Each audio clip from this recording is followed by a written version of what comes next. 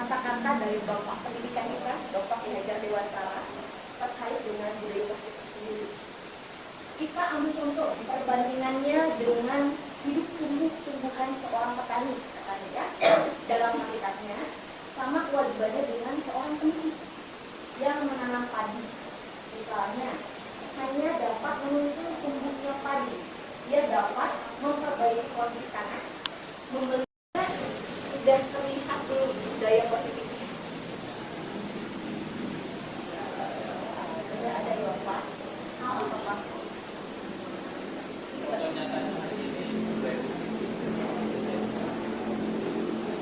Adanya kegiatan berbagi kampus baik dari Bapak. Dengan adanya kita setidaknya bisa membiasakan diri minimal senyum sapa gitu ya, bilang 5M.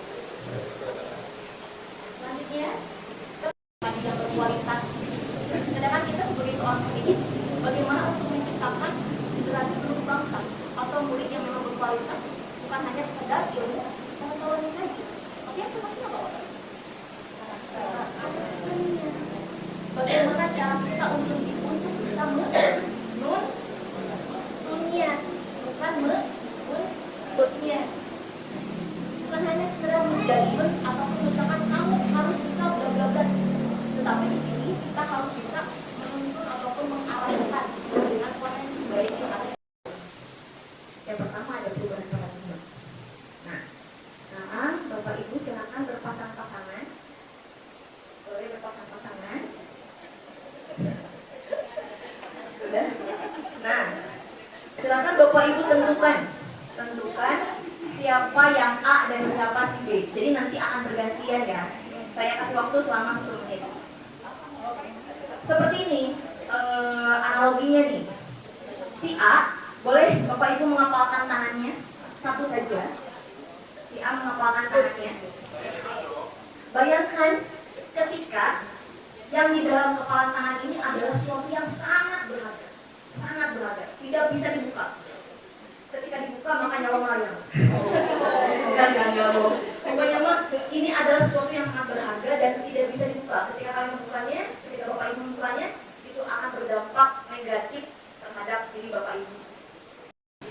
Ketika Bapak tidak bisa membuka tangan, yang Bapak rasa dia tidak bisa dibuka ataupun membuka tangan, kira-kira menurut Bapak yang memiliki sifat kontrol itu siapa Pak? Dan kenapa Bapak tidak membuka tangan Bapak?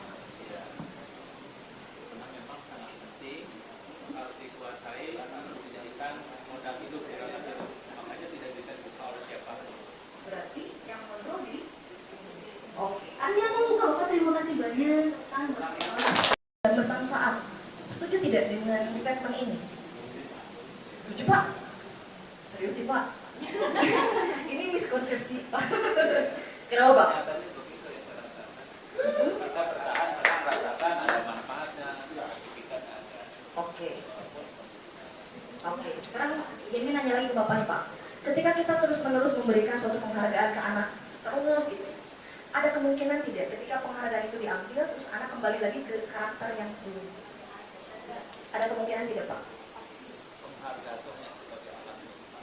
Kalau Ya. belum terbentuk ya bisa jadi hilang. Hilang kembali. Berarti kalau di sini lebih ke faktor eksternal dibandingkan dengan internal. Jangkanya jangka panjang apa pendek Pak? Kira-kira? Harusnya jangka panjang. Tapi jika misalnya kita lihat terus-menerus dari faktor eksternal, ketika tidak ada yang memang mendukungnya, maka kemungkinan hanya berkisar waktu tidak akan terlalu lama di Bapak ini, sesaat saja. Berarti setuju dengan ini? Tidak. Setuju tidak Bapak Ibu? Iya, dia kurang efektif. Kenapa Bu? Kalau misalnya dibaca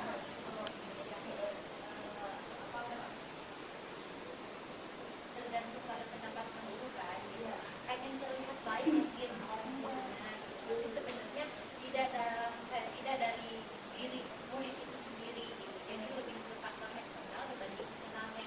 Kita harus menumbuhkan budaya positifnya itu dari dalam diri anak itu sendiri, bukan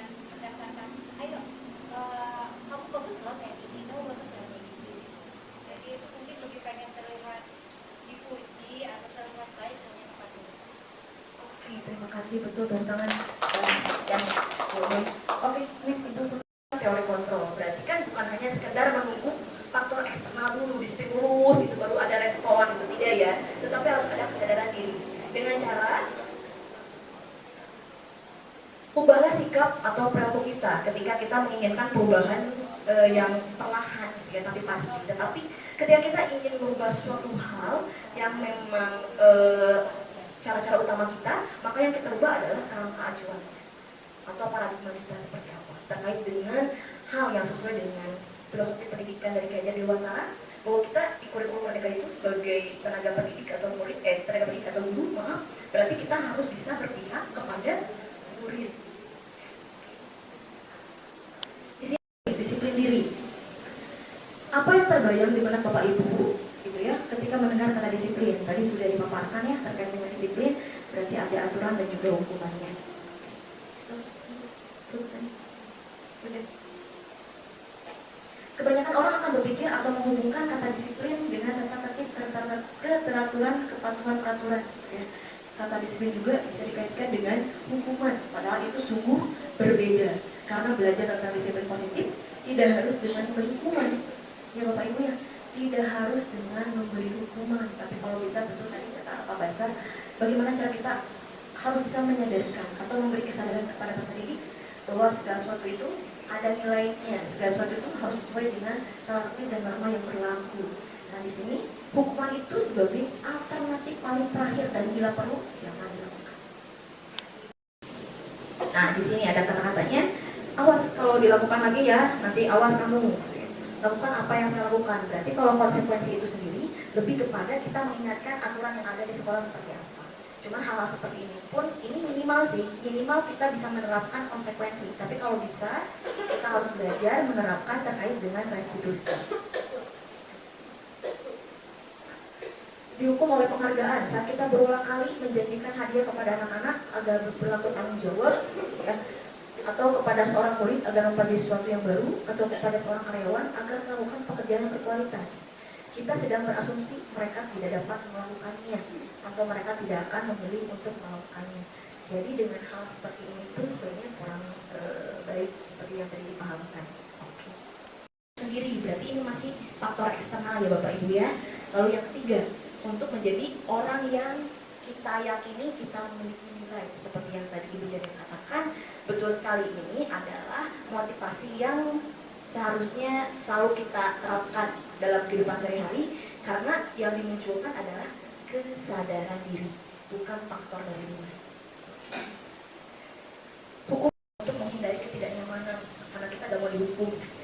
Ketika misalkan Bapak kepala sekolah, jadi besok kamu misalkan diberikan amanah seperti ini ya, harus memimpin ini. Ketika saya menyadari, saya takut dihukum ini, saya takut adanya hal yang membuat saya tidak nyaman atau dan ataupun ketika kita mendapatkan sebuah penghargaan tidak ada reward gitu ya. Apakah Bapak Ibu akan selalu melakukan hal yang sama baiknya? Atau misalkan tidak ada penghargaan nih, atau misalkan tidak ada teguran, udah jadi saya makan seperti ini. Gimana Bapak Ibu? Ada pendapat? Ujiannya kok?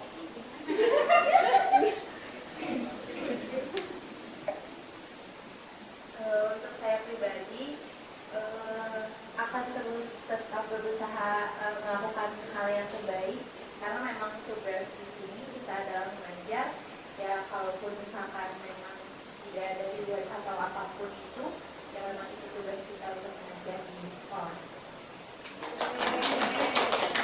Terima kasih Bu Janet.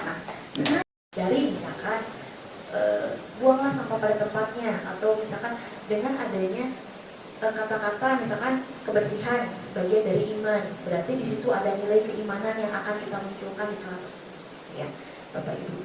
Oke. Nah, mengapa keyakinan kelas? Mengapa tidak peraturan kelas? Di sini, ketika kita mau berkendara atau misalkan mau kemana, ternyata memang harus menggunakan helm kalau di roda 2. Gitu. Lalu di situ, ketika kemarin ada COVID, berarti kita pun harus menggunakan masker. Berarti terkait dengan hal ini kita sudah bisa menanamkan nilai-nilai yang ada, yaitu nilai keselamatan dan juga nilai terkait dengan kesehatan. Bapak Ibu.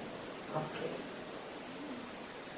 tahapan menciptakan program kebajikan. Yang pertama lihat daftar kebajikan, tentukan nilai, sampai membuat poster yang memang bisa kita tempel ataupun di-share di media sosial terkait dengan keyakinan yang sudah disepakati bersama. Proses pembentukan keyakinan ada mempersiapkan warga sekolah sampai kepada nanti akan adanya tinjau ulang sudah disepakati bersama. Oke, next. Contoh keyakinan kelas Bapak Ibu di sini. Nah, ada selalu bersikap positif, lalu senantiasa menjadi diri yang terbaik itu seperti apa? Percaya dan menghormati orang lain, berkomitmen terhadap setiap tugas, jadi bukan hanya sekedar menunggu adanya kebutuhan yang tidak terpenuhi. Kebutuhan apa? Nah, ini selanjutnya ada beberapa kebutuhan. Nah, yang pertama kebutuhan bertahan hidup. Yang kedua kebutuhan untuk diterima, diberikan kasih sayang dan lain sebagainya. Yang ketiga ada kebutuhan pengakuan atas kemampuannya seperti apa. Yang keempat kebutuhan akan pilihan, dan yang kelima kebutuhan untuk merasa senang atau kesenangan. Jika kita lihat kasus yang seperti tadi, berarti itu masuk ke dalam kebutuhan apa itu? Bertahan hidup, betul. Jadi kita tidak bisa menyalahkan Rudy melakukan hal seperti itu, karena kemungkinan kita harus lihat dulu di latar belakangnya seperti apa. Dari situlah baru kita carikan solusi agar tidak mengganggu anak-anak yang lain. Solusi dikasih oleh wali kelas. Bisa. Itu salah satunya ya Pak. Ya.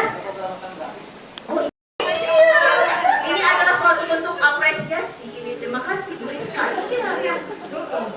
Jadi, nah, ketika menstabilkan identitas, ini identitas. Tadi ada pertanyaan dari Bapak. Bagus sekali pertanyaannya Pak ya. Ini akan dijelaskan secara keseluruhan aja biar efektif waktunya. Setelah distabilkan identitasnya, lalulah kita masuk ke validasi tindakan yang salah, lalu menanyakan keyakinan. Gambarannya di sini ini terkait dengan stabilitas identitas peserta didik. Ketika peserta didik melakukan kesalahan di Bapak Ibu misalkan, apakah kita langsung menyalahkan atau misalkan membuat dia merasa bersalah? Seperti itu baik tidak?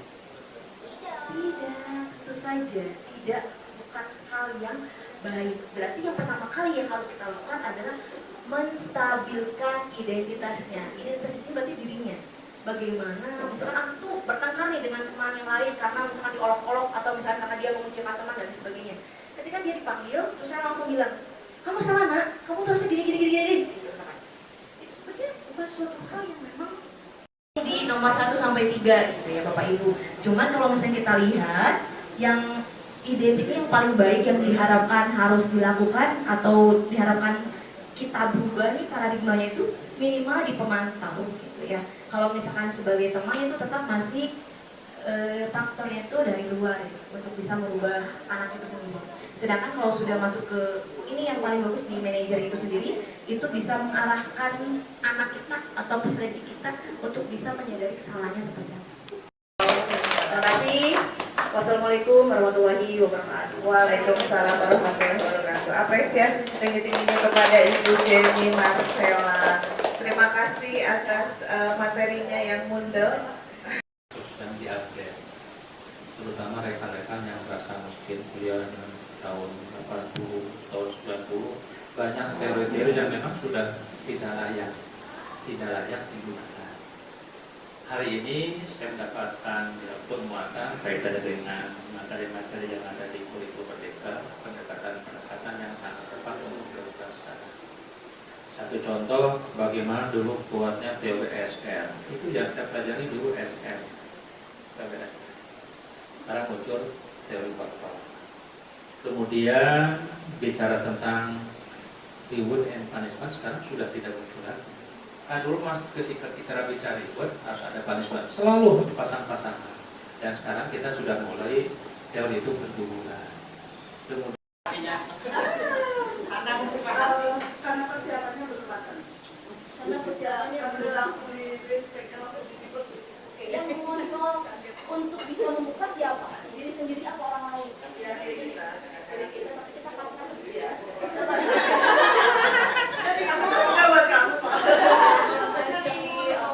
Terima kasih, tepuk tangan buat Ibu. Masya Allah. Oke, next Ibu. Nah, ini sebenarnya pertanyaan yang tadi ya. Sudah dari Mas Ibu.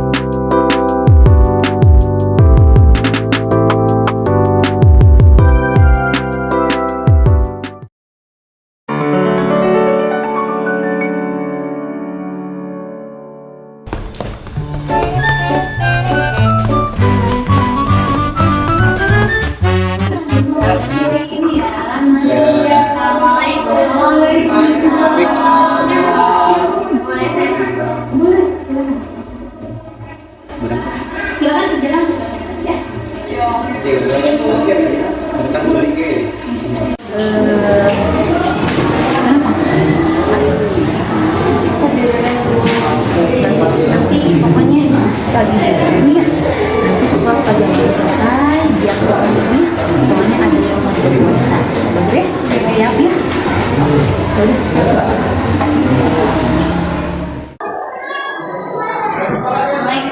Waalaikumsalam warahmatullahi wabarakatuh. Silakan masuk Bapak. Silakan duduk. Dia anak baik. Tahu gak kenapa dia dipanggil sama ibu? Gak tahu ya, Bager ya, kayaknya gak tahu ya. Gini, akhir-akhir ini yang ibu lihat kamu sering terlambat masuk kelas. Dan ternyata bukan hanya pelajaran ibu saja ya nak ya, tapi ibu juga mendengar pengaduan dari guru-guru mata pelajaran yang lain. Sekarang ibu mau nanya, kenapa sampai sering telat masuk kelas? Karena keasikan main game online ibu, jadi suka tidur sampai larut malam. Jadi kalau ke kelas tuh kalau lagi kosong atau kalau lagi istirahat tuh jadi suka tidur di UKS atau di musola. Gara-gara itu berarti ya, gara-gara kamu sering tidur larut malam, jadinya mencari waktu untuk tidur di sekolah, jadi kamu terlambat masuk kelas gitu. Nah, terkait dengan hal seperti ini, jika ibu di posisi dia pun kemungkinan besar ibu pun melakukan hal yang sama ya. Ketika ibu sering begadang gitu, pasti besoknya ibu juga capek, lelah dan ingin istirahat gitu ya. Tapi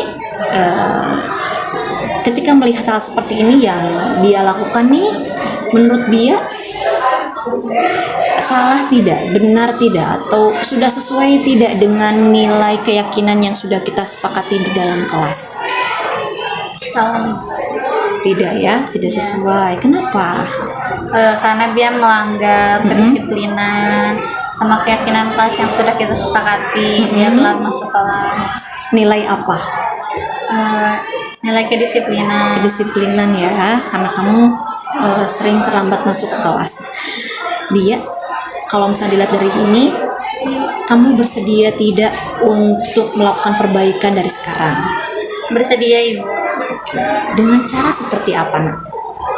Yang pertama saya pasti akan berminta maaf dulu kepada guru mapel yang jam KBM-nya aku terlambat. Juga meminta maaf kepada teman-teman dan berjanji tidak akan mengulanginya lagi. Alhamdulillah, ibu bersyukur sekali nak ya, kamu sudah menyadari kesalahan kamu seperti apa, karena memang sudah melanggar nilai keyakinan yang sudah disepakati di kelas ya. Ibu doakan mudah-mudahan kamu bisa istiqomah dan mudah-mudahan bisa menjadi anak yang lebih baik lagi. Amin. Ada yang mau dibicarakan lagi Bia? Sudah cukup. Terima kasih. Oke, sama-sama. Mari ibu. Assalamualaikum. Waalaikumsalam warahmatullahi wabarakatuh.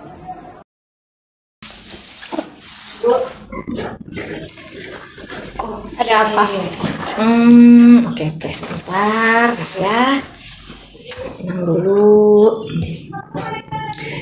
Sebenarnya ibu ucapkan terima kasih ya, kamu sudah menyanggupi. Tadi kan ibu udah bilang silakan setelah pelajaran ibu selesai tolong kamu ke ruangan ibu, dan ternyata kamu menempatinya. Ibu ucapkan terima kasih terlebih dahulu. Gini nak, ibu lihat nih tadi pada saat mengajar kok suasana kelas itu tidak seperti biasanya, terlihat agak berbeda gitu ya. Dan ibu lihat kamu pun sekarang pun kayak terlihat kesal gitu. Nah, kenapa? Enggak apa-apa. Nah, gini ya Bager ya, setiap manusia melakukan kesalahan itu adalah suatu hal yang manusiawi, karena kita manusia biasa yang tak luput dari kesalahan, dosa gitu ya, seperti itu. Ibu juga pernah merasakan kok seperti yang dia rasakan pada saat SMA seperti apa, atau misalkan ada slack dengan teman seperti apa, bertengkar dan lain sebagainya gitu.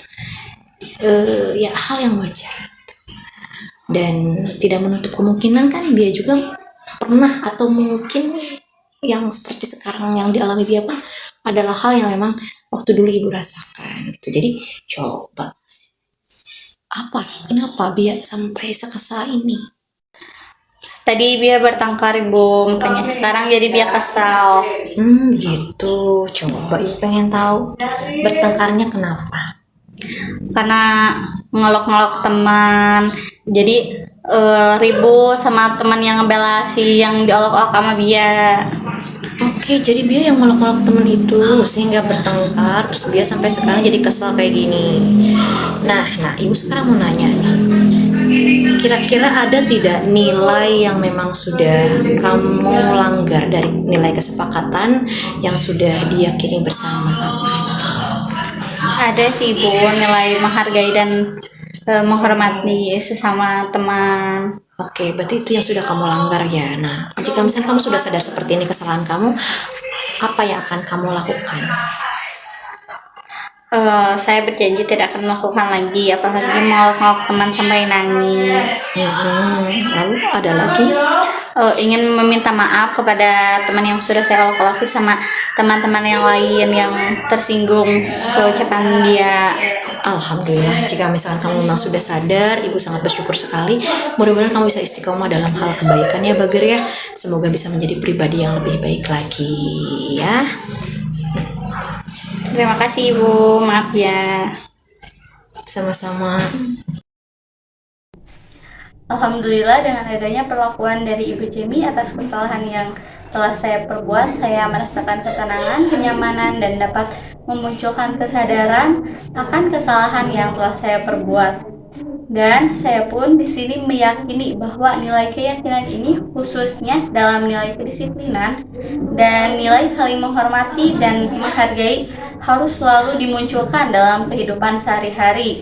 Jadi dari kedua kasus ini, saya lebih tersadar untuk selalu dapat memperbaiki kesalahan yang telah saya perbuat. Terima kasih Ibu Jemi.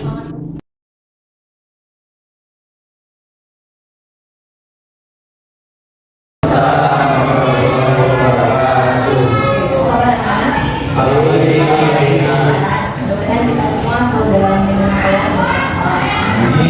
Silakan nak dicek dulu kebersihan kelasnya ada sampah atau tidak. Tolong dibuang dulu. Sampahnya, silakan dibuang dulu. Ya, enggak. Silakan dibuang dulu.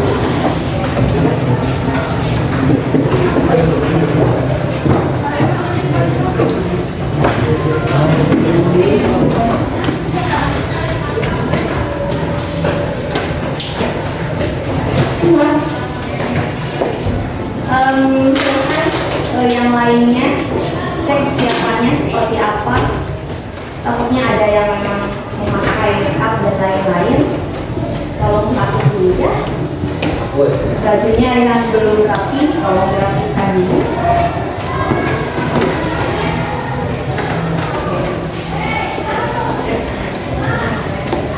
Silakan dipimpin doa dulu.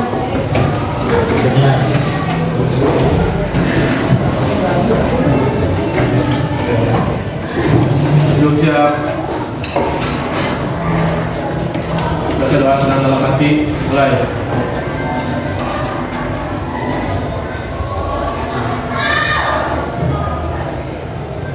Baca doa selesai, beri salam.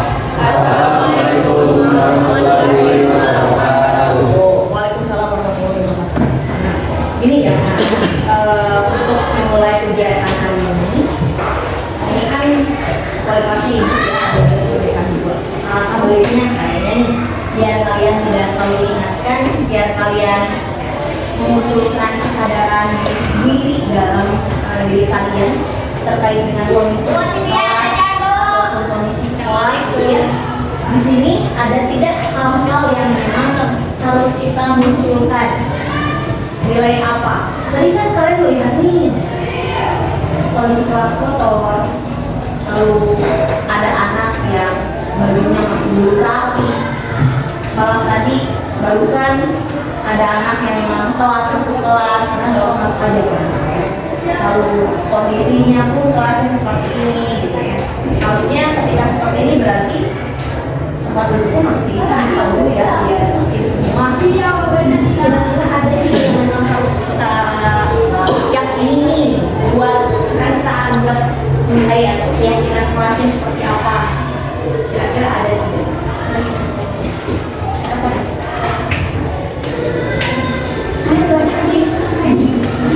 Nah, ya, kamu tulis keyakinan yang pertama. Gak apa-apa, kita tulis aja, santai aja. Oke, yang pertama silakan ada yang berpendapat. Kira-kira apa yang harus kita sepakati? Pertama ya. Buang sampah pada tempatnya. Oke, buang sampah pada tempatnya. Kenapa? Karena melihat kondisi kelas juga barusan kotor ya. Jadi kita harus bisa menunjukkan kesadaran terkait dengan nilai kebersihan. Jika kita bersih, pasti akan ada dampaknya terhadap kesehatan. Ya.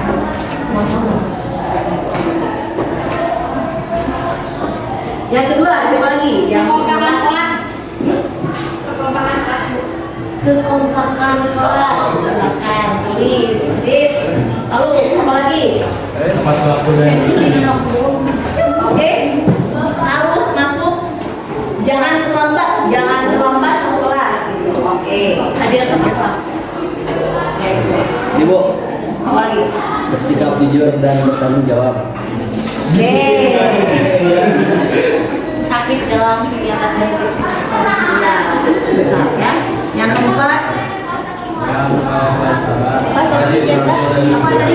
Jangan pilih Ya, jangan berbohong. Jangan pulang pilih kelompok, Bu. Ya, boleh. Sikap jujur. Yang kelima tadi, Iya. jangan pasif gitu ya, harus aktif gitu. Jangan pasif dalam kegiatan pembelajaran. Oke, dalam kegiatan pembelajaran.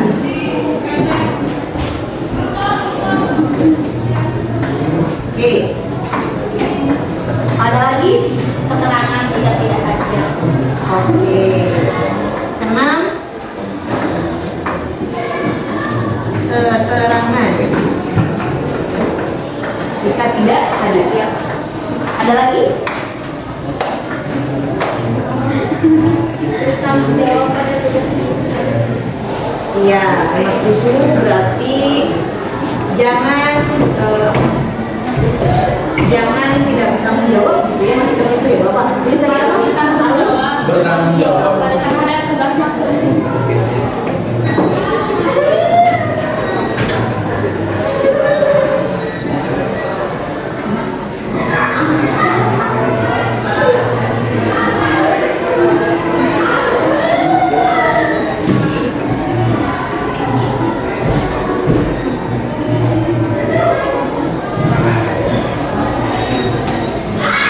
selanjutnya apa lagi? Ibu lihat nih ketika misalkan ada pembelajaran, ibu lagi ngomong, kalian kadang banyaknya seringnya itu ikut ngomong. Ya, berarti di situ jangan jangan berisik pada saat ada teman atau guru. Jangan berisik pada saat ada teman atau guru yang sedang berbicara.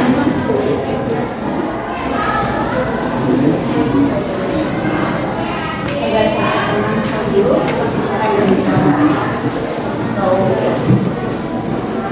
Oke, ada lagi? Sudah ya? Nah ya. Jika di sini, ini kan masih ada kata-kata jangan. Ini kan nilai yang tidak baik sebenarnya. Kita ubah sekarang. Ubah kata-katanya menjadi kata-kata yang positif biar bisa dijadikan sebagai keyakinan kelas.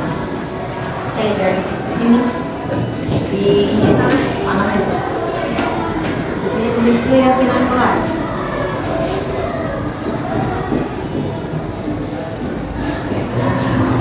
Sekarang kita ubah ya, di sini membuang masih ada kata-kata perintah. Berarti kan kalau keyakinan kelas harus keyakinan dalam diri sendiri, kesadaran diri. Berarti di situ kata-katanya diganti menjadi Buang sampah. Masih ada kan? kebersihan sebagian dari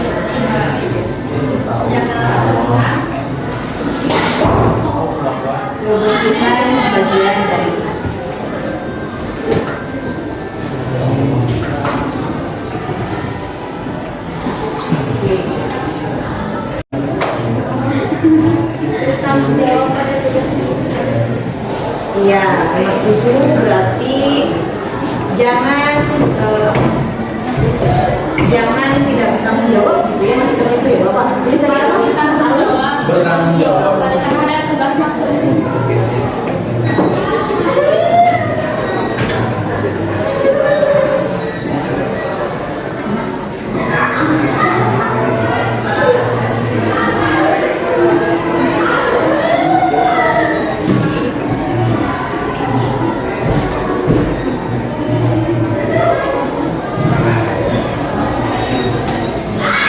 selanjutnya apa lagi? Ibu lihat nih ketika misalkan ada pembelajaran, ibu lagi ngomong, kalian kadang banyaknya seringnya itu ikut ngomong. Nah, berarti di situ jangan ya jangan berhenti pada saat ada teman atau guru. Jangan berhenti pada saat ada teman atau guru yang sedang berbicara.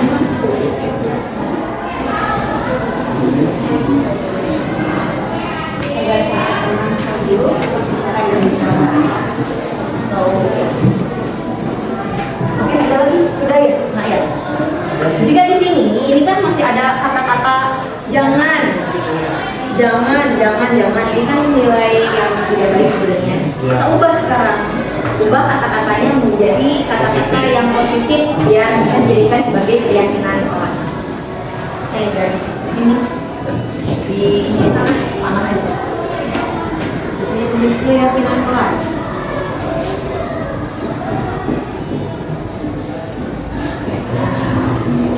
Kita ubah ya, di sini membuang masih ada kata-kata perintah. Berarti kan kalau keyakinan kelas harus meyakinkan dalam diri sendiri, kesadaran diri. Berarti di situ kata-katanya diganti menjadi Buang sampah. Masih ada kan? kebersihan sebagian dari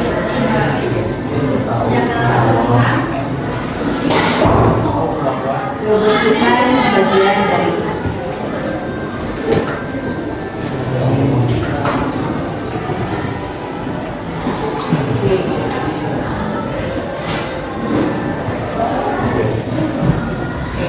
yang kedua, kekompakan kelas. Berarti apa di situ, nilai apa? Ke kompak untuk Toleransi ya. Toleransi antar sesama. Toleransi.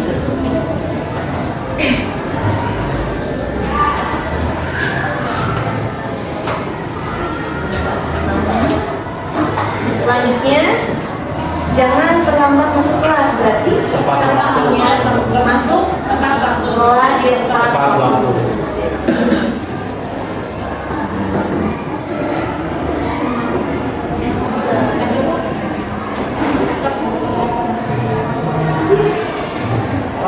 Oke. Yang keempat, bersikap jujur. Oke, berarti bersikap jujur terhadap diri sendiri, gitu ya. Boleh.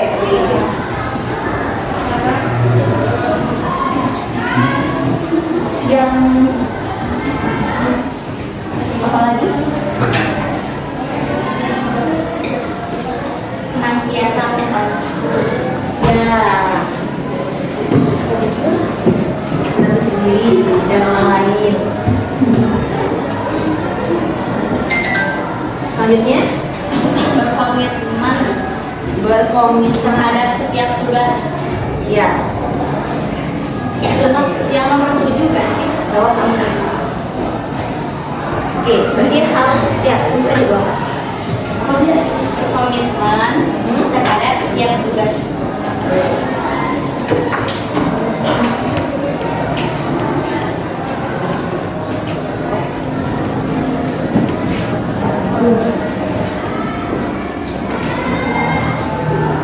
Selanjutnya, Senantiasa membantu. senantiasa membantu. Ya, boleh. Tadi ada di toleransi tapi dipertegas lagi ya. Boleh, senantiasa membantu. Membantu di sini bukan berarti ketika membantu kita juga harus bisa membantu diri sendiri dulu ya. Barulah kita bisa membantu orang lain gitu ya. Senantiasa membantu siapa? Membantu sesama.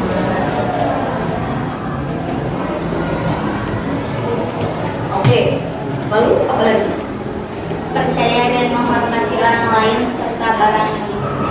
Oke, saling menghargai dan menghormati.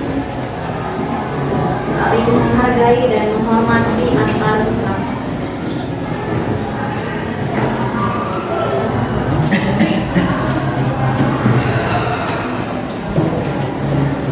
Oke.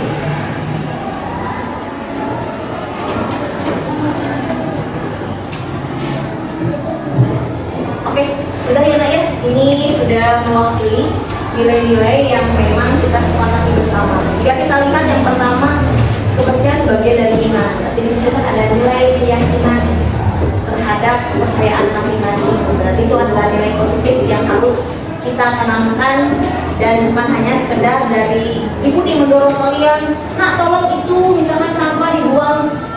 Setelah adanya nilai keyakinan ini tidak ada lagi hal-hal seperti itu ya. Maka kita harus sadar ketika ada sampah atau apapun kita langsung membuangnya. Karena itu adalah nilai-nilai yang kita yakini.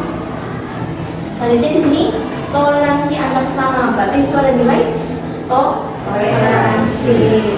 Oke, berarti toleransi di sini kita harus saling menghargai antar perbedaan yang ada. Paham ya? Masuk kelas 4 tuh, berarti di situ ada nilai kedisiplinan. Yang keempat, bersikap jujur terhadap diri sendiri dan orang lain. Berarti itu apa? Nilai kejujuran. Selanjutnya berkomitmen, berarti ada nilai tanggung jawab.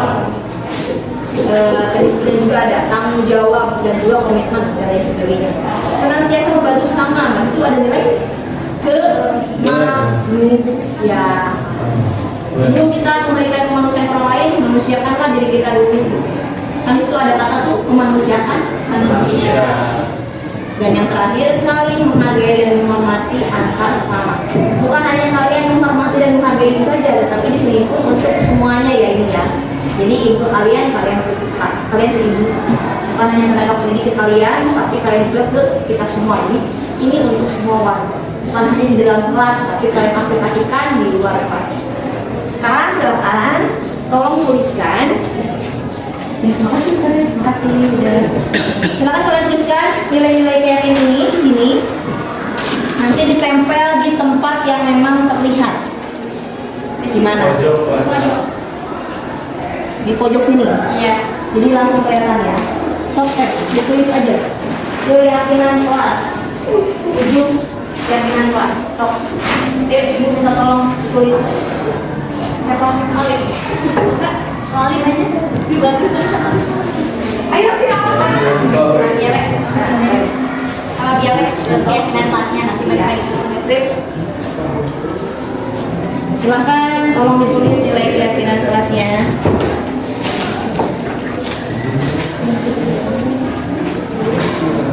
Ini semuanya, jangan semuanya, dia aja.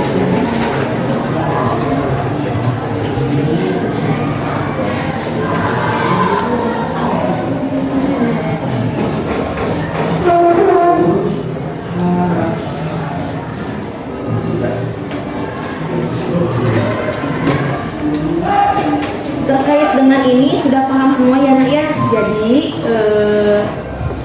nilai keyakinan ini muncul bukan hanya sekedar dari curah pendapat orang lain saja, tetapi harus kita tanamkan dalam diri kita ya. Harus adanya memunculkan kesadaran dan lain-lain. Contoh nih, seperti tadi saling menghormati dan menghargai. Pada saat ada kegiatan KBM seperti ini, baiknya seperti apa jika kita ingin makan? Itu hal paling kecil. Hal paling kecilnya. Inilah kita yang memang terjadi hari ini saja. Ketika misalkan ini kan sedang kegiatan KBM ya, bukan waktunya istirahat nih. Kalian kan memang, ibu tahu lah kalian adalah orang yang berpendidikan, kita sama-sama orang berpendidikan kan ya. Berarti apa? Bagaimana etikanya? Apa yang harus kita lakukan?